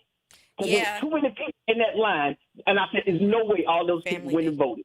Yeah, Keith Lee has said something about, first of all, I remember them making announcements about making sure that people voted and asking them if they voted beforehand. I saw that he also put up a post telling people to go vote. And he also said something like, I wonder if we could get some voting machines down to Family Day. But I didn't see anything like that. But I do know that he came out days before and was like, y'all need to make sure that y'all vote before y'all come to Family Day. And he was like, I don't want anybody to say I came in on the weekend of to distract away from voting. So please make sure that you go out and vote. You know, so. And that's so good to hear, because I don't really care if they went out there and partied. That's their business. But do your civic duty. I mean, we're in a fight for our life. If you look at the votes in the U.S. Senate right now, it's always 1 or 2 votes away. And Louisiana senators always vote the same. Now, you can go up there and you can still view one of them seats and take it and hold it for 6 years. This is the Senate race, and I don't understand how black media, and I'm not talking about WBOK, I'm talking about other black media throughout the nation have not said, hey, Louisiana, you got a chance to win a Senate seat. Because there's not too many other Senate seats, especially in the South, that's held by Republicans that Democrats can actually go in and win. So let me tell you something, though. Let me tell you something, though, Galloway. One of the things that I think that has to be created, and I haven't put too much thought into it, but maybe it's time that we do. There needs to be a black network of news stations across the country. Mm-hmm. We need to grab the news network in Washington, D.C., as well as Maryland, New York, Atlanta, here, and combine our abilities to talk about politics at some point, whether we're recording it, whether we're just talking about it, making a podcast, whether we're taking Roland Martin and including him and letting him be the person that heads this up. But I do think that there needs to be a collective of news radio stations as well as podcasts that are all on the same page that are going to talk about, because we don't. Because we don't know. We don't have one. Yes. And we don't have the Sheridan Broadcast Network no more. Mm-hmm. We don't have these networks that did. We have a Black Information Network that does news headlines. They don't do news stories. Mm-hmm. They just do news headlines, 30 seconds to a minute. We need to have conversations about these things so people will start understanding this, how it works. Mm-hmm. I totally agree with you, Gerard. You know, Royce Duplessis is going to be on Joy Reid tonight. Mm-hmm. And I'm going to keep on typing interview the Senate candidate from the Democrat senator for Louisiana. She usually responds back to what I say, and Brother Royce and Alonzo Knox, they're very good about responding. So hopefully we can get in touch with them and have this man come down to Orleans. Because I'm telling you, I will say it again, you double that turnout in Orleans Parish, this race is over with. I don't think too many Republicans like that lady, but, things will change in a few months. Because all it takes is, Donald to come down here. But Jeff Landry is so unpopular within the state. You got to watch Trump. He'll try to stay away from Landry. Because if you put them together and put that lady with them, then that fuels the fire. Not only does it fuse the fire, it fuels more people to sign a recall petition also, and then it gets folks to get off their behind and go out and vote.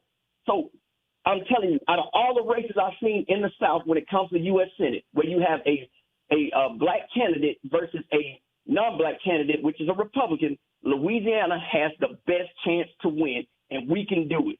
I don't care what nobody say. If you sit at home and you sit this election out, or you listen to people saying your vote don't count, something is really mentally wrong with you. And I've seen too many folks saying that they are not going to vote. It don't mean nothing because they can change the rules in a minute. You know, all because Brother Calvin lost his seat. I try to explain to people, if you would have got out and voted, Jeff Landry wouldn't have been no governor, and that bill that he signed to take away Calvin's seat, it would have been vetoed. I'm telling folks, then you need a 2/3 majority to override that veto. So you got to understand, vote in all elections because it matters. If you stay at home and you don't do anything, please stop complaining on the internet. That's all I've got to say today.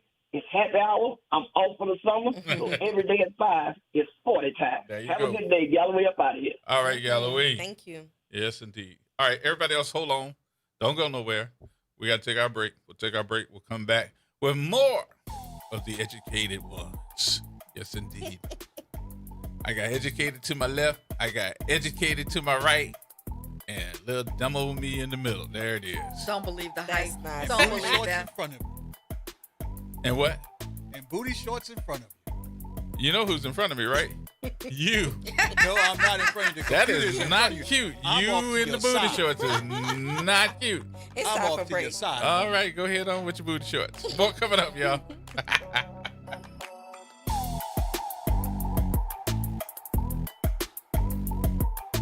This is the Bloomberg Black Business Beat.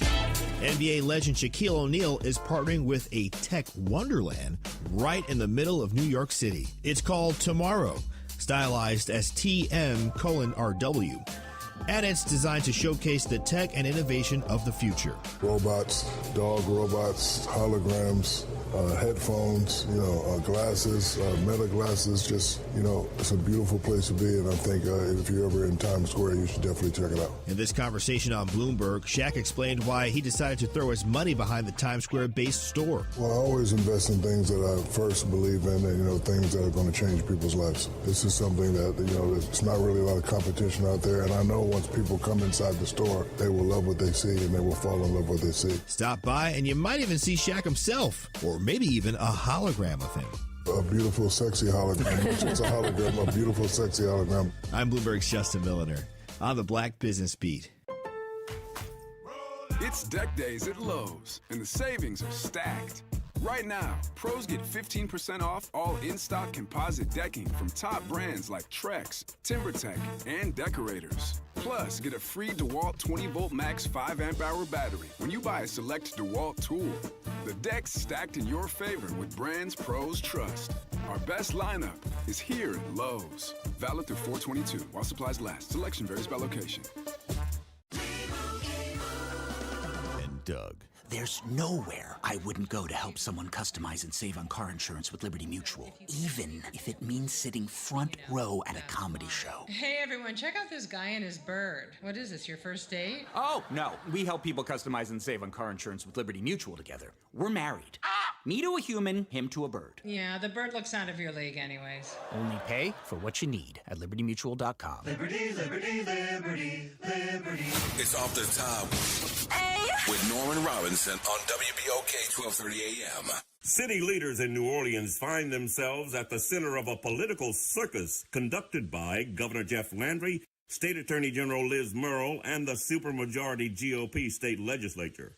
State leaders approved and passed a law now called Act 15, which abolished the criminal district court clerk office in New Orleans. The duties were transferred to the clerk of civil district court. The law created a merged or unified clerk office, and that's a big problem for Calvin Duncan, the recently elected clerk of criminal court, who is now out of a job. Entering the center ring of this political circus, the New Orleans City Council, at least a 5-member majority, all but Councilwoman Leslie Harris and Councilman Eugene Green, decided that Act 15, in fact, creates a new office, one that didn't exist, and one for which there was no election. Can you believe that? Civil District Court Clerk Chelsea Napoleon has become collateral damage in this political circus warfare, and she could be tossed out of her job. To solve this apparent conundrum, the council passed a resolution to call a special election and appoint an interim clerk. Napoleon accused the council of violating the law, and some legal experts agree with Napoleon, arguing that Act 15 does not create a new office.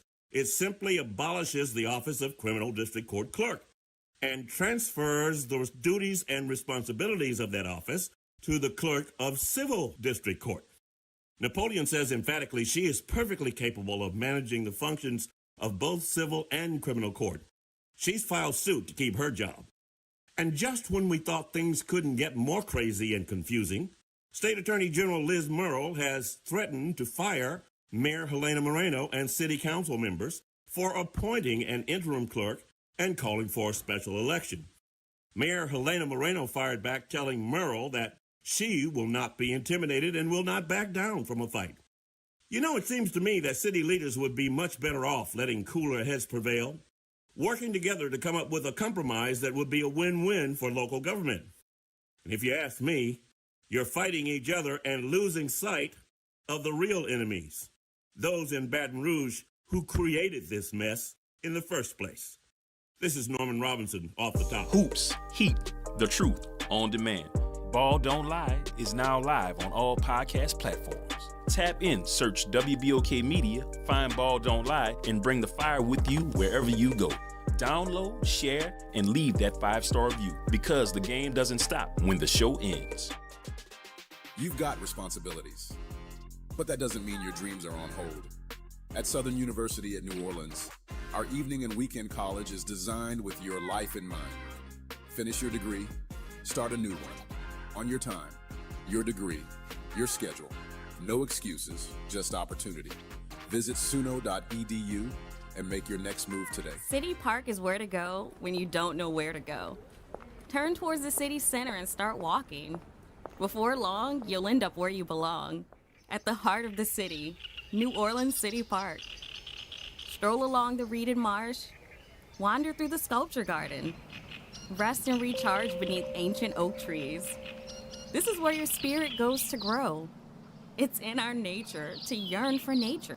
NewOrleansCityPark.org, heart of the city. LifeCare provides valuable whole life insurance to cover final expenses such as medical bills, burial costs, and unpaid debt. A final expense insurance policy is fast, easy, affordable life insurance that's available to anyone between the ages of 50 and 80. No medical exams, no lengthy questionnaires, and no waiting period. The application process is quick and easy. You can even apply without having to undergo a medical examination. Just answer a few questions and we'll do the rest. With the average funeral cost skyrocketing to $11,000 and Social Security only paying $255, you need simple, affordable peace of mind for you and your whole family. Don't leave behind unpaid expenses that, if left unattended, will burden your family tremendously. Benefits include a guaranteed premium that will never increase, a guaranteed cash value, and a guaranteed death benefit that can never decrease. To find out how you can get final expense insurance with a guaranteed lifetime rate lock, call LifeCare at 800-571-9955. That's 800-571-9955. 800-571-9955. Making a difference in the community. WBOK 1230 AM.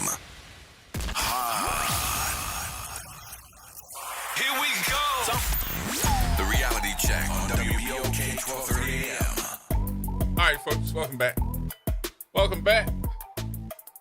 In the conversation today, we've got the attorney extraordinaire, Suzette Bagnara. She's been Susan all day, though.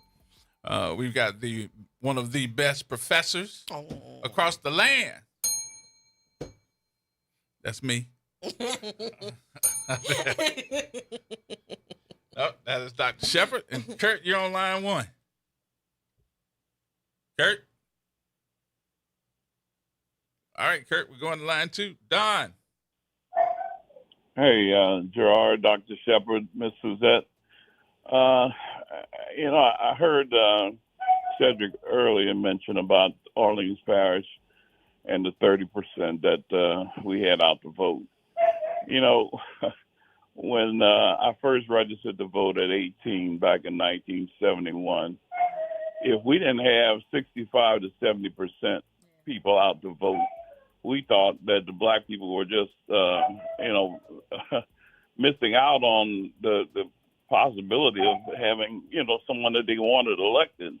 And it was a shame that, with all these groups and all, that you wouldn't have this amount of people. And I believe, especially in the 70s, that we had a great amount of people that, were going out and voting and all. And I think that 30% is just so unfortunate that we as a people feel that it's not important enough, to go out and cast your vote and all. So hopefully, we'll listen to advice that people like Galloway gives us and, go ahead and make sure that we do get ourselves and other people out to vote. But look, one of the questions I had was in reference to the ladies that, set up for the callback for the Attorney General and the governor. Well, I know they did it pretty quick after, listening to a lot of things that had transpired in the legislature. But, one of the things I've been thinking about lately is that, with 6 months, you need almost 100,000 votes a month in order to have enough, votes for the callback. Mm-hmm. My thought process is that you're going to need, maybe 100 locations statewide in order to make sure that, you get all the people out that you want, to sign up, for the recall. So you're talking about 30,000 folks a week. Yeah, well, yeah, exactly. And without a lot of locations, I mean, it's just going to be so difficult to get everybody to go in only a handful of locations. My thought process is, you would have a good number in the major cities and then, some in some of the other rural areas. But you would need to have enough locations that is going to, take care of the people because, as time goes on, you want to hope that, people keep that in the forefront of what their thought process is. Because, as time goes towards the 5 and 6 month period, you're going to have a lot of people that just stop listening. And I think that, we need to try and do what we can early on, especially while things are, at people's Strike while the minds. iron is hot. Mm-hmm. Yeah, exactly. Well, you want people to go out while they can and know that this is going to be something that we can make happen if people go out and take care of signing up. So, Don, let me go ahead on and answer that question for you right now before I forget. Okay. There's one person that I know that knows this more than anybody else. And I don't know if you can see her on the internet, but she's pretending to clean up the room because she's been practicing that. I'm not trying to call no names. Okay. I thought you would say something, but okay. She knows that. I know it. Dr. Shepard knows it. And if you look at the math, the math ain't mathing right now because you got to have locations because you got to have at least seven. I would say about 7,000 people a week to make that number. So you're at least talking about 28,000 people a month for the next 4 or 5 months, 5 months at least. Yeah. So one of the things that I was asking on break was like, can we capitalize on the recall momentum and have places where people can register to vote along with the recall? Even though I know they need to process through, but can we use them to get in a strategic space for November? Can we put out stickers that if people are coming to sign up the recall, can we let them know, hey, we need you to come out on November, whatever the exact date is, in order to be able to vote and also get people registered to vote. Even if they can't do the recall, we could have it as these stations are able to do everything for us. So if I'm not mistaken, to be able to register to vote, that's got to be people that are going through the clerks of courts for those districts. Right. They have to already be set up to be able to do that. Right. So we would need them to come out to the sites as well. Mm-hmm. But you need somebody from the Register of Voters there. office to be able to at least train those folks to get people to register to vote. But we have some people who are already trained, right? Like the vote office that we have right here. They have some people who already have that. We just would need them to come out to the locations. And maybe even have some organizations that want to be able to get people out for November to say, hey, we don't even say we care who you voting for. Just, hey, we need you to vote in November. I think anything that makes sense could help. Mm-hmm. So. Yeah, it's going to take a lot of volunteers, people that, don't mind, going out and doing the work and not worrying about getting paid for it, so that we can get the ultimate, amount of people out and, have everybody in a position where they can say, hey, we've gotten as many people in the neighborhood that Don, hold on 1 minute. Hold on 1 minute. Wait. All eyes are pointing in one direction. Can you play the church music? I just need you to play church music. Give me some organ. Okay. That's for you. That's for me. Y'all see how quiet I am. Yeah. And that's because I am seeing a lack of open arms from the organizers of the recall effort, who don't even want media to have their phone number for us to be able to help them to get their message out. Hallelujah. Don't even want to call to confirm the places that you can legitimately sign the petition, and continue to post online their anger about people who are overstepping their boundaries. Could you pass Brother Don the collection plate? Wow. So I just want to say this. The people who truly changed history were often too focused on the mission to fight over titles, credit, and recognition. Not once did Dr. Martin Luther King Jr., Rosa Parks, or Malcolm X stop to declare, I am the leader of the civil rights movement, and I don't want anyone stealing my credit. I never heard any of our civil rights leaders say that in the past. They understood something more powerful. Movements are bigger than egos, bigger than personalities, and bigger than applause. And show you right. Real leadership is rooted in service, sacrifice, discipline, and purpose, and it's not about advancing. It's about advancing the cause. It's not about advancing yourself. Oh yeah, we need people power. We need people power. So what I want to say is, this effort is too important to let ego and control get in the way. We need to have an open-armed approach to getting as many people involved and under the tent as possible. And we need to continue to move forward in a unified effort. Now, don't get me wrong. I applaud these ladies for what they started. Everybody knows they started it, so they don't need to keep saying it. I think at this point, we all know you started it. We all appreciate what you did.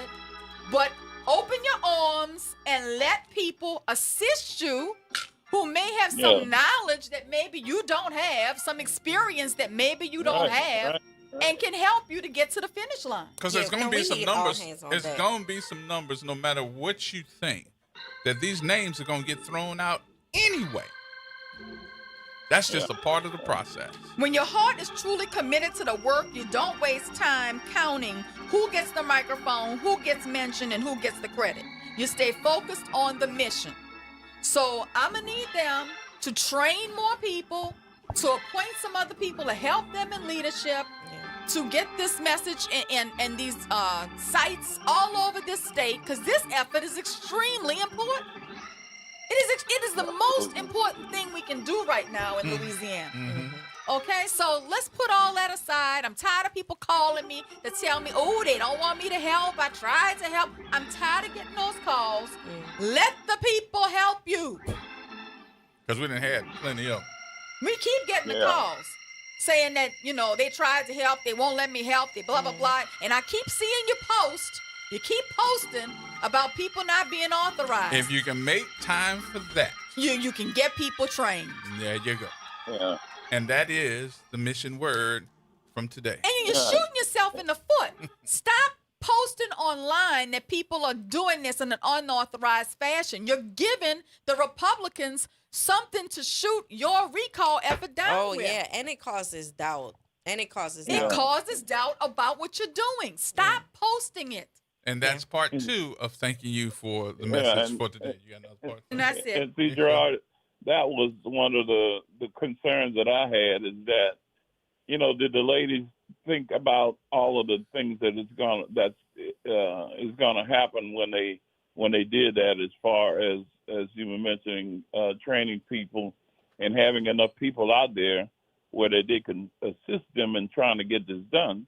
Because unless they have it organized, a lot of people are going to come and ask, if they can assist you, and have some type of situation set up where you can have a lot of people that are involved and know what they're going to be doing, and so that you can get this done, like you said, on a statewide effort. So Don, it doesn't matter. It doesn't matter if I explain to folks 500 times. 600 times. You have a big mass number, there's going to be some confusion. And look, I'm not taking anything from them. I know these ladies are working extremely hard, okay? I know they're working hard. I see what they're doing. I just think you're shooting yourself in the foot by your social media posts. And I think that you need to just stay focused on the work and training people so that we can get as many boots on the ground as possible. There is enough work under the umbrella for all of us to get involved. And we should applaud people wanting to help us, wanting to be involved. Yeah, because putting your name out there is something wrong anyway. I mean, it's gonna create some divisive issues with folks you may know that may not want this recall. So you putting your name out there and saying this is what we're going to do and here's how we're going to do it and where we're going to do it, it's going to create some problems for some people. Always remember, you got those folks, what they call the man sitting by the door. We're not the only ones looking at their posts. I'm sure they're being heavily monitored by the Landry people. Absolutely. Who are probably screenshotting every post they make to use against them later. You don't show your enemy your hand, and you certainly don't show your enemy your weakness. Yeah, and I think they could have gone with somebody like Noonie Man to get some ideas about that, since they had ran a recall effort a couple of years ago. Absolutely. So anyway, that's all I had. But thank you so much, and y'all have a blessed afternoon. All right. Okay. Thank you, Don. Thank you. Yes, indeed. We got time for another one, or you need to take a break? Huh? Take the break. All right, we'll take the break here, y'all. Everybody hold tight. Hey, Ron, you're next. We were talking about elections, but.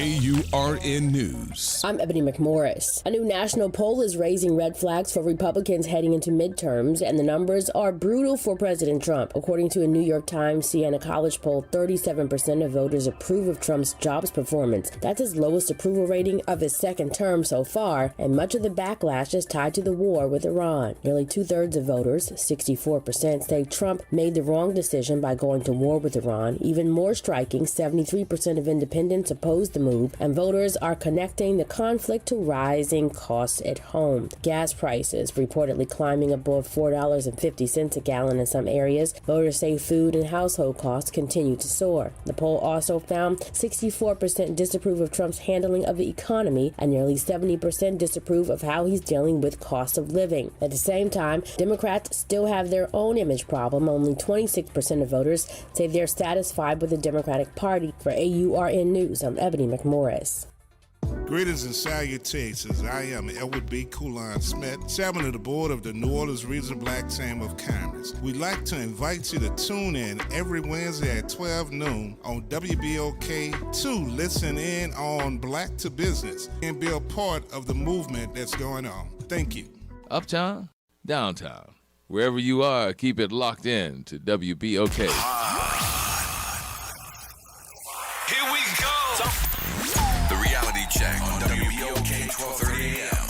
take it back. All right, folks. Welcome back. Welcome back. Hey, Ron. What up, what up, what up? Gerard is in here listening to me, laughing at me. Yeah, because she cutting up. What's going on with you? Look at here. I'm cool. And what's up, me extraordinaire? You know, Nothing much. Gerard I'm waiting to and go the home floor. to my baby. That's where I'm trying to get. You dig? My sister, Professor, you know, and of course, UG, man. Yep. Let me tell y'all something, man. I am so glad, and I understand how y'all pontificated your thoughts about these graduation celebrations. But let me tell y'all something. As a proud dad of 5, my baby girl graduates tomorrow. And Gerard, I might need you to call the captain of Xavier and let him know I am gonna act a plump donkey. You hear me? When my daughter's name is called. Oh, Lord. Make sure Shrek bring you out there. Well, congratulations on your baby graduating. But I sure hope you don't bring no pot and you don't wear no booty shorts. Don't bring no booty shorts out there, bro. You can bring the pot, but if you in booty shorts, I'm about to say, we're going to have a conversation. Mm-hmm. The pot, yeah, but not the booty shorts. Not the booty shorts. No, sir. I might even get on the mic. I don't get on the microphone, but listen. As a daddy of 5, man, look, I didn't graduate. I finished school early. Some of y'all will catch that on the way home. You heard me? I got you. But as a daddy of 5, all 4 of them graduated. My baby girl gonna be the last one on tomorrow. People don't, and I'm not saying y'all, but it's a lot of people look at the celebration part like as being crazy. It's certain sacrifices that had to be that went on that had to go. People had to go through that doesn't come up. That when they walk across that stage, it's not just them walking across the stage, but it's the significance of them walking across the stage. And I it's the baby walking across the stage with the family right behind him. We just can't see I him. get all of that, Ron. I'm the mother of 3 daughters. But I'm going to tell you this. You going to be some kind of pissed off tomorrow if you can't hear your baby's name called because the family before you is still banging on a pot. I ain't Check never this seen out. that. I have never I seen know that. as long as I know her name is in that program and I see her come across that stage with that blue diploma in her hand, I'm good with that. You hear me? Straight up. But I have get never. it. But look, Are you serious about the pot? I'm telling you, I was the commencement speaker at a college a few years back, and I was so thrown by seeing people in the audience pull out a pot and a spoon and start clanging it. that's because they banned the bullhorn. Oh, that's what that They is. banned the blowhorn and they came with their pot and they spoon. And I'm wondering how they even got it in here. Like, I don't even know. They are great smugglers because they get in all kind of stuff. The pots and the. Yes. I might go to somebody's graduation tomorrow. If you have not been to a graduation lately, you need to go. You need to go. But it's wild. It's but wild. on the more serious note, we have a lot of work to do, man. Like in our community, I'm kind of glad the brother brought up, and if y'all get a minute after the show, y'all make sure y'all call me so I can touch on some of those questions and concerns which y'all was just having. But I'm glad the brother just touched on, with Noonan, man. Let me say something, man. And I know y'all know already, but I'm not gonna get too deep into it. I'm gonna just touch, the basics. It's a shame how, all the positive work Noonan man do in this community and don't get no phone calls, don't get no donations, don't get no flowers, don't even get a Walk of Fame star on the street, right? But just people get a little bit of a woof of maybe a little mess kicked off and the brother phone don't stop ringing because of the mess. But that just shows the disconnect that we have in our community, right? Like I'm gonna repeat that again. All the positive work that brother does in this community, and people know and have seen and even have benefited from the positive work that he has done in this community. Don't get no He donation. is an extraordinary grassroots organizer, and nobody can take that from him. Nobody. But when don't give donations, don't give their time, don't do none of that, but just get a little piece of what they think may be a little mess, and the brother phone can't stop ringing because you're trying to get something just to have something to say instead of finding out what actually went on and what actually happened. And that just shows why, you know, we are in the predicament that we are in. The other brother talked about, having 60% of voter turnout. Listen, the times we are in right now is way different from what it was back then. Some of those leaders that was getting elected at 60 and 70% of the electorate, they was actually doing their work. Now the leaders who we gave the power to, now they want to come out and be with the community what they should have been doing from day one. But now they see their behinds on the hot seat, and they wonder why our community, once again, is having voter apathy, right? You asked a question, I think that was last week, Gerard. What did Sean Wilson do other than being black that made you want to hop off the sofa and go vote for the brother? That's no disrespect, but that's an honest question. Too many times we want to throw our power and our votes behind people just to say we going down there and vote. But what are we getting in return directly for our vote? Besides slogans, besides hope, and besides all this other fugazi type stuff that doesn't make no moral sense. So we got to have a real conversation about why we are actually at where we are at right now. Because, just constantly using that same old, going out there to go vote because the ancestors died it, that stuff is over with. People want to see lucrative, things of substance. No more of all that things of style where we keep on getting. And a lot of people in our community don't know the difference between substance and style, which is why what happened with the governor's election happened. Because some people do go out there and get more from a second line than they do from people that we give our power to, or they get more from a Saints game than we do give our power to. So we have to start having, I'm not saying y'all, because, people is obviously listening. Y'all have a conversation about something on a Monday, and it's on these other bourgeoisie news stations the next day, even in their newspapers. So, people are paying attention. We just got to do a better job and have better conversations and make sure once the show is over, the conversation ain't over. You dig? I got you on that one. We got too much at stake. Before I leave, I'm just going to let y'all know, I'm going to act a donkey tomorrow with my baby named Paul. Help us, Lord. Help us, Lord. I'm going to be looking for you on YouTube. I'm going to be looking on the news for you. That's what I'm going to be looking for you. You better. All right, hey, Ron, tell the baby we say congratulations and congratulations to you and the family too, brother. Thank you, my brother. All right. One thing we didn't do, and I know that our lines are lit up. We're not going to be able to get to everybody because we did not discuss these last few amendments. And we didn't discuss all the elected positions. Yeah, all the amendments, though, I think that everybody saw these coming real big. They failed big time. I think the lowest percentage of those 5 was probably 58% failing. So all 5 of those amendments, 78%, 64%, 58%, 66%, and 77% of those amendments failed through the whole state.